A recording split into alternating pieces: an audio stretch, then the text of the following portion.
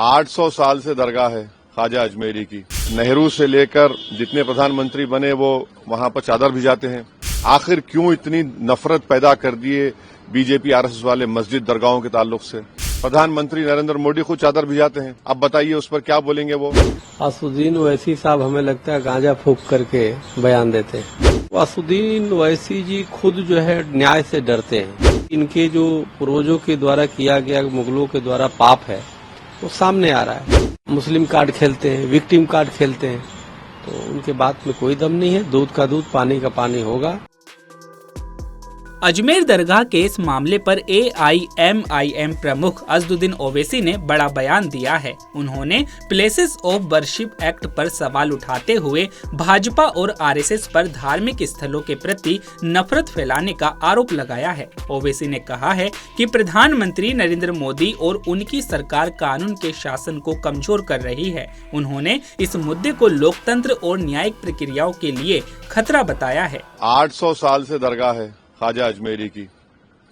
800 साल उस दौर में मुगलों ने हुकूमत की। बादशाह अकबर ने वहां पर बहुत कुछ तामीर करवाया। फिर मुगल खत्म हुए, मराठाओं का राज शुरू हुआ। फिर मराठा के बाद उन्होंने अजमेर को 18,000 रुपये में अंग्रेजों को बेच दिया। 1911 में क्वीन एलिजाबेथ आई तो वहां पानी का हाउस बनवाया। नेहरू से लेकर जितने प्रधानमंत्री बने वो वहां पर चादर भिजाते हैं। आप बताइए क्या करना चाह रहे हैं लोग? आखिर क्यों इतनी नफरत पैदा कर दिए बीजेपी आरएसएस वाले मस्जिद दरगाहों के ताल्लुक से? प्रधानमंत्री नरेंद्र मोदी खुद चादर भिजाते हैं। अब बताइए उस पर क्या बोलेंगे वो? उन्होंने मिनिस्ट्री ऑफ माइनॉरिटी अफेयर्स को पार्टी बनाया तो नरेंद्र मोदी की सरकार उसको बोलेगी कि वो दरगाह है ही नहीं है। प्लेसेस ऑफ वर्शिप एक्ट तो इस्तेमाल ही नहीं हो रहा। लोअर कोर्ट आखिर प्लेसेस ऑफ वर्शिप एक्ट को क्यों नहीं सुन रही है? आप हर जगह पर जाकर बोलेंगे नहीं यहां पर मस्जिद नहीं थी, यहां पर दरगाह नहीं थी, यहां पर कुछ और था, तो फिर कल कोई मुसलमान जाकर कोई बोल दे जाकर के नहीं यहां पर ये नहीं था, यहां पर वो था। कहां रुकेगा फिर ये? रूल ऑफ लॉ कहां जाएगा? डेमोक्रेसी कहां जाएगी? लॉ एंड ऑर्डर कहां जाएगा? हमने देख लिया संभल में 5 लोगों ने अपनी जान गंवा दी। इतना बड़ा गड़बड़ हो गई, वहां पर वायलेंस हो गया। तो ये तो देश के हित में नहीं है। जो सियासत नरेंद्र मोदी और आरएसएस कर रही है उससे देश कमजोर हो रहा है, उससे भाईचारगी कमजोर हो रही है, रूल ऑफ लॉ कमजोर हो रहा है। अब तो इनको जवाब देना पड़ेगा।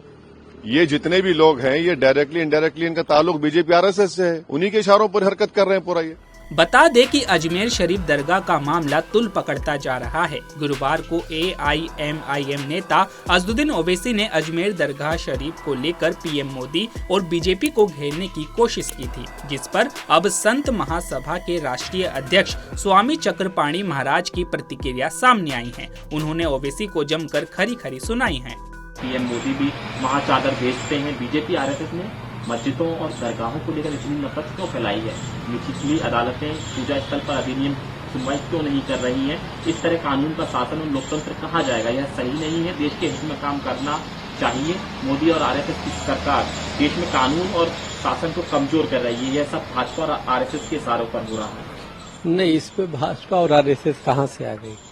असुद्दीन ओवैसी साहब हमें लगता है गांजा फूंक करके बयान देते हैं। ये जो जांच का है, सर्वे का है, चाहे जो केस को स्वीकार किया है माननीय कोर्ट ने किया है, और कोर्ट कुछ न कुछ देखा होगा ना।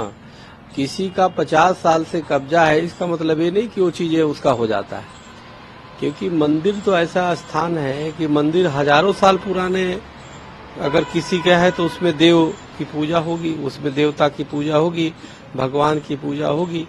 तो जब प्रमाण है, जो डालने वाला है, केस डालने वाला है, तो उसके प्रमाण को कोर्ट देखती है, माननीय कोर्ट समझती है, तब जाकर स्वीकार करती है।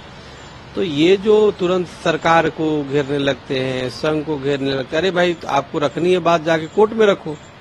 तो असदुद्दीन ओवैसी जी खुद जो है न्याय से डरते हैं, क्योंकि इनके जो पूर्वजों के द्वारा किया गया मुगलों के द्वारा पाप है वो सामने आ रहा है। तो इसलिए वो कहीं न कहीं हताशा में है, निराशा में है।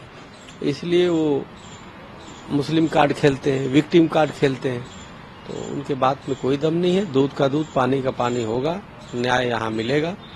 हमारे देश में न्याय की जीत होती है, सत्य की जीत होती है।